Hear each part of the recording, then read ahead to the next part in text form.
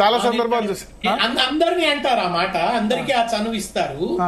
ఆయనతో అదే ఉంటుందండి, చనువు ఇస్తారు. ఇప్పుడు నన్ను ఎవరు లేకుంటే శ్రీనివాస్ అంటాడు, సీను అంటాడు.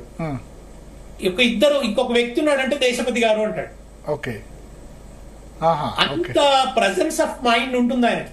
ఓకే, ఇన్ని సంవత్సరాలు ఉన్నా మిమ్మల్ని అందరి ముందు గారు అని పిలుస్తాడు. అంత చనువు, అంత దేశపతి గారు అంటాడు, లేదా మా దేశపతి అంటాడు. ఎప్పుడన్నా రండి దేశపతి గారు కూర్చోండి అని అంటాడు. ఎవరన్నా నలుగురు ఉన్నారు అని.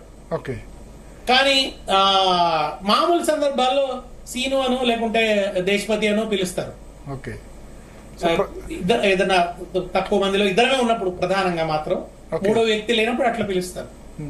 నిజంగా అంటే కేసీఆర్ గారు తత్వం గురించి ఒక పెద్ద పుస్తకం రాయాలి. ఈ జనరేషన్ చాలా నేర్చుకోవాలి. తండ్రి కొడుకులతో ఎలా ఉండాలి, తండ్రి వాళ్ళతో ఎట్లా ఉండాలి, సన్నిహితులతో ఎలా ఉండాలి. ఇప్పుడు మీరు 25 సంవత్సరాలుగా ఉద్యమ సహచరులు, మిమ్మల్ని కూడా అందరి ముందు ప్రెజెన్స్ ఆఫ్ మైండ్ గారు అని పిలుస్తారంటే. అవునండి, అవును, గారు అని పిలుస్తారు. భార్య పట్ల కూడా ఆయన చాలా గౌరవంగా ఉంటారు సార్. ఈ మధ్య ఒకసారి ఆయన ఏదో నాకు పర్సనల్ విషయాలు చెప్తూ కూడా, ఏ రోజు వాళ్ళ మధ్య విభేదం లేదు, గొడవ పెట్టుకున్నది లేదండి. ఇద్దరు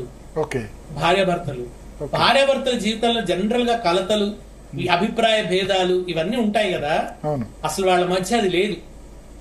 ఆయన ఎంత గౌరవంగా మాట్లాడతారంటే భార్య పట్ల, నా జీవితంలో నాకు గొప్పగా సహకరించింది, అసలు నేను రాజకీయాల్లో తనములకనై ఉంటే కుటుంబ బాధ్యతల్ని చాలా గొప్పగా నిర్వహించింది, చుట్టపక్కల కావచ్చు, సంసార బాధ్యతలు కావచ్చు, మనుషులతో ఉండే రిలేషన్స్, వీటన్నిటిని కూడా తను అద్భుతంగా హ్యాండిల్ చేసిందని నిజంగా చెప్తున్నాను. భరత్ గారు నమస్కరిస్తూ చెప్పారు నాకు.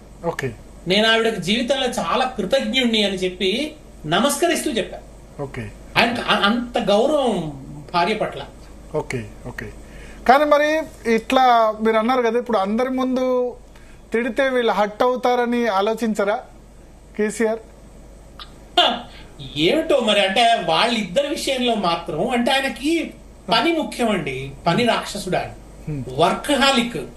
చాలా మంది అనుకుంటారు కదా ఆయన ఫామ్ హౌస్ లో ఉన్నారు, రెస్ట్ తీసుకుంటున్నారు.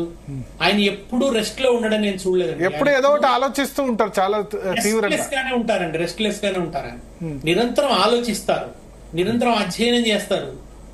నేను పోయినప్పుడల్లా ఆయన చాలా, అంటే మామూలుగా మాట్లాడుతున్న విషయాల్లో కూడా మీరు అంటే పార్టీ రాజకీయాలు ఇవే కావు, ఇతర విషయాలు మాట్లాడుతుంటే కూడా ఊహించని కోణాన్ని ఆవిష్కరిస్తాడు.